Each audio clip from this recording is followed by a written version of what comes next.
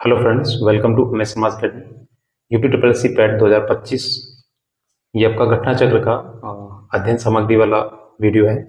इससे पहले मैंने एक वीडियो अपलोड किया हुआ है प्राचीन भारतीय इतिहास में सिंधु घाटी सभ्यता से संबंधित। इसके बाद ये दूसरा वीडियो होने वाला है और ऐसे ही मैं आपको पूरी प्लेलिस्ट कराने वाला हूँ इस पूरी किताब को। और ये आपका थियोरेटिकल है। इसके बाद मैं आपको जो आपका एमसीक्यूज वाला आता है घटना चक्र की बुक में, उसे भी करा दूंगा आपके पेपर से पहले। तो आप अगर यूपीट्रिपल पैट की तैयारी करें तो आप चैनल को सब्सक्राइब कर दीजिएगा और दोस्तों को ये वीडियो जरूर शेयर कीजिएगा जिससे उन्हें भी थोड़ा सा हेल्प मिल सके। और इसके बाद मैं जो भी आपके प्रैक्टिस सेट्स हैं इसके 10 से 15 के बीच में वो भी मैं आपको करा दूंगा। तो चलिए स्टार्ट करते हैं इसका दूसरा पार्ट। इस संबंधित जो भी फैक्ट्स हैं उसके बारे में। आर्य संस्कृत भाषा का शब्द है जिसका अर्थ होता है श्रेष्ठ।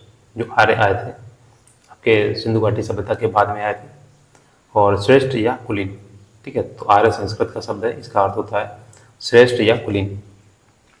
क्लासिकीय संस्कृति में आर्य शब्द का अर्थ है एक उत्तम व्यक्ति। वेद 4 हैं आपके, ऋग्वेद, यजुर्वेद, सामवेद, फिर अथर्ववेद। सबसे बाद का है अथर्ववेद। सामवेद में आपके जो संगीत के बारे में बताया गया है, और सबसे प्राचीन जो वेद है आपका ऋग्वेद है। वेदों में सर्वाधिक महत्वपूर्ण जो वेद है ऋग्वेद है। इसे सर्वाधिक प्राचीन वेद भी माना जाता है। ऋग्वेद, यजुर्वेद एवं सामवेद, इन तीनों को वेद त्रयी यानी त्रयी कहा जाता है, ठीक है। इसमें आपका जो अथर्ववेद है उसे गिना नहीं जाता है। तो आपके जो शुरू के 3 वेद हैं आपके वेद त्रयी कहे जाते हैं, इसे त्रयी बोलते हैं। वर्ण शब्द का अर्थ होता है, इसका उल्लेख मिलता है आपके ऋग्वेद में, जबकि 4 वर्ण थे, ठीक है। 4 वर्णों में बांटा गया था। नेक्स्ट है, प्रारंभ में हम 3 वर्णों का उल्लेख करते हैं, ब्रह्मा, क्षत्र और विश्व, ठीक है। ब्राह्मण, क्षत्रिय और विश्व वाले। नेक्स्ट है, ऋग्वेद के 10वें मंडल के पुरुष सूक्त में सर्वप्रथम शूद्र शब्द का इसमें प्रयुक्त होता है, ठीक है, मिलता है। तो ये आपका चौथा मंडल जो वर्ण है वो चौथा इसमें प्राप्त होता है, ब्राह्मण, क्षत्रिय, वैश्य और शूद्र। तो आपका शूद्र है आपका ऋग्वेद के 10वें मंडल में। प्रारंभ के 3 जो वर्ण है आपके ऋग्वेद में ही पाए जाते हैं, ठीक है। नेक्स्ट देखिए, यहाँ 4 वर्णों की उत्पत्ति एक विराट पुरुष के विभिन्न अंगों से बताई गई है। जो विराट पुरुष हैं वो आपके ब्रह्मा जी हैं। तो अथर्ववेद औषधियों से संबंधित है, ठीक है। और ऋग्वेद में ईश्वर की महिमा या देवताओं की स्तुति, यजुर्वेद में कर्मकांड, बलिदान विधि, टोना टोटका वगैरह है इसमें, और सामवेद में संगीत का विस्तृत उल्लेख मिलता है। क्योंकि आपने अगर इतिहास पढ़ा होगा तो आपको इन सभी चीज़ों के बारे में पहले से ही जानकारी होगी, और आपको केवल क्या करना है, रिवीजन करना है, और जो भी नए फैक्ट हैं उनको याद करना है। क्योंकि 2023 का जो पेपर था वो काफ़ी टफ था, उसमें क्वेश्चन ऐसे ही पूछे गए थे जो आपको नहीं आते थे, ठीक है, यूपी पीसीएस लेवल के। तो आपको उस तरीके से तैयारी करनी है। नेक्स्ट देखिए, ऋग्वेद में स्रोत एवं प्रार्थनाएं हैं, इसमें कुल 1028 सूक्त हैं, और ऋग्वेद में कुल 10 मंडल हैं। बहुत पूछा जाता है इसमें। ऋग्वेद के दूसरे एवं 7वें मंडल की ऋचाएं हैं सबसे प्राचीन है। पहला और 10वां मंडल नवीनतम है। ऋग्वेद के 9वें मंडल के सभी जो 114 सूक्त हैं ये सोम को समर्पित है, भगवान सोम। अथर्ववेद में कुल 20 अध्याय हैं और 730 सूक्त हैं तथा 5987 मंत्र हैं। इसमें 1200 मंत्र ऋग्वेद से लिए गए हैं। इसमें तंत्र मंत्र एवं वशीकरण के संदर्भ में साक्ष्य मिलते हैं। तो ये अथर्ववेद आपके टोना टोटका इस तरीके से तंत्र मंत्र की इसमें शिक्षाएं दी जाती हैं। और इसमें 20 अध्याय हैं, यानी कि ऋग्वेद से 2 गुने इसमें अध्याय हैं। सूक्तों की संख्या देखिए 730 है, और ऋग्वेद में आपकी 1028 सूक्त हैं। तो इस तरीके से आप कंपेरिजन कर सकते हैं। नेक्स्ट है, यज्ञ संबंधी विधि विधानों का पता यजुर्वेद से पता चलता है। यजुर्वेद के 2 भाग हैं, शुक्ल यजुर्वेद जो केवल पद में, तथा कृष्ण यजुर्वेद जो कि गद्य पद दोनों में है। तो आपसे पूछा जाता है ऐसा कौन सा वेद है जो गद्य पद दोनों में लिखा गया, तो आपका यजुर्वेद है। शुक्ल यजुर्वेद को वाजसनेयी संहिता भी कहा जाता है। यजुर्वेद का जो अंतिम भाग है ईशोपनिषद है, इसका संबंध याज्ञिक अनुष्ठान से न होकर आध्यात्मिक चिंतन से है।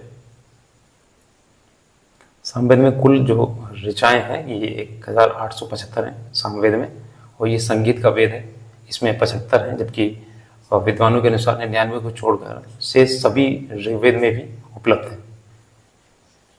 अगला देखिए, सामवेद की 3 मुख्य शाखाएं हैं, कौमुदीय, दूसरा है राणायनीय, तीसरा है जैमिनीय। सामवेद की 3 शाखाएं, आप दोबारा से सुन लीजिएगा, कैमुतीय, राणायनीय और जैमिनीय। ठीक है, अच्छे से पढ़ लीजिएगा। उपनिषद दर्शन पर आधारित पुस्तक, जो उपनिषद है ये दर्शन पर आधारित है। ये क्वेश्चन आया भी था, तो आपको इस तरीके से क्वेश्चन देखने हैं जो बहुत ही कम आपको याद हैं, तो इस तरीके के चांसेस ज़्यादा हैं पूछने के। उपनिषद को वेदांत भी कहते हैं। उपनिषद में प्रथम बार मोक्ष की चर्चा मिलती है। कठोपनिषद में यम और नचिकेता का संवाद उल्लेखित है। ये पूछा जाता है यम और नचिकेता का जो संवाद है, उनके वार्तालाप हैं, वो किस में पाए जाते हैं, तो ये कठोपनिषद है। अगला देखिए, उपनिषदों में कुछ क्षत्रिय राजाओं के उल्लेख प्राप्त होते हैं। विदेह के राजा जनक, पांचाल के राजा प्रवाहड़ जावली, और ये देखिए कैकेय के राजा अश्वपति, काशी के राजा अजातशत्रु प्रमुख थे। विदेह के राजा जनक हैं और पांचाल के राजा प्रवाहड़ जावली, कैकेय के राजा अश्वपति, काशी के राजा अजातशत्रु इसके प्रमुख हैं। नेक्स्ट देखिए, वैदिक संहिताओं का जो सही क्रम है, देखिए पहले आती है वैदिक संहिता, फिर ब्राह्मण, आरण्यक और उपनिषद। इस तरीके से आप याद कर सके क्रम इसका, वैदिक संहिताएं, ब्राह्मण, आरण्यक और उपनिषद। अगला देखिए, सिंधु नदी का ऋग्वैदिक काल में सर्वाधिक महत्व है, इसी कारण इसका उल्लेख ऋग्वेद में सर्वाधिक बार हुआ है। ठीक है, गंगा नदी का कम हुआ है, इसमें सिंधु नदी का सबसे ज़्यादा हुआ है। सरस्वती ऋग्वैदिक आर्यों की सर्वाधिक पवित्र नदी है। ऋग्वैदिक में सबसे पवित्र मानी गई सरस्वती को। सरस्वती को मातेत्मा, देवीत्मा और नदीत्मा की संज्ञा दी गई है, यानी कि सरस्वती को मातेत्मा, देवीत्मा और नदीत्मा कहा गया है। ऋग्वेद में उल्लेखित जो कुंभा है, यानी काबुल, कुर्मु ये कुर्रम, गोमती, गोमल, सुबास्तु ये स्वात नदियाँ अफगानिस्तान में बहती हैं। इनके प्राचीन नाम है, याद रखिएगा, कुंभा काबुल को, कुर्मु कुर्रम को, गोमती गोमल को, सुबास्तु ये स्वात नदियाँ जो कि अफगानिस्तान में बहती हैं। देखिए, ऋग्वैदिक जो नदियाँ उनके आधुनिक नाम क्या है वो देखते हैं, जो प्राचीन नाम है। अब देखिए, दृशदती ये चितंग या घग्गर नदी को बोलते हैं, जो आपके राजस्थान में पाई जाती है। ठीक है, इसी में आपका जो कालीबंगा शहर है। नेक्स्ट है सुतद्री ये आपके सतलज नदी, इसका आधुनिक नाम है। परशुणी ये आपके रावी नदी को कहते हैं। कुंभा नदी ये काबुल को कहते हैं। वितस्ता ये आपकी झेलम नदी, यहाँ पे युद्ध हुआ था। नेक्स्ट है अस्कनी ये आपकी चिनाब नदी है। विपाशा ये आपका व्यास नदी है। गोमती इसे गोमल कहते हैं।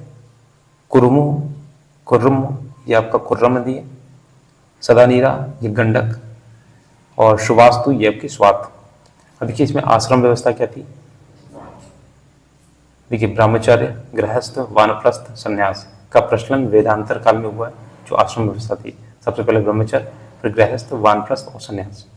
नेक्स्ट है छंदोग्य उपनिषद में केवल 3 आश्रमों का उल्लेख है, जबकि जवालोपनिषद में सर्वप्रथम 4 आश्रमों का उल्लेख मिलता है। वरुण देवता को वैदिक सभ्यता में नैतिक व्यवस्था का प्रधान माना जाता है। वरुण देवता को नैतिक व्यवस्था का प्रधान माना जाता है। अगला देखिएगा, इसी कारण वरुण को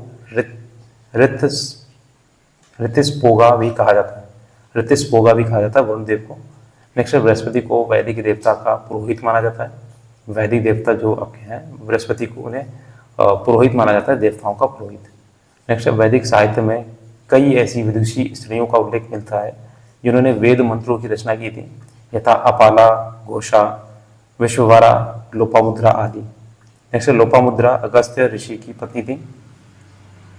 नेक्स्ट है, वैदिक काल में सोने के हार को निष्क कहा जाता था।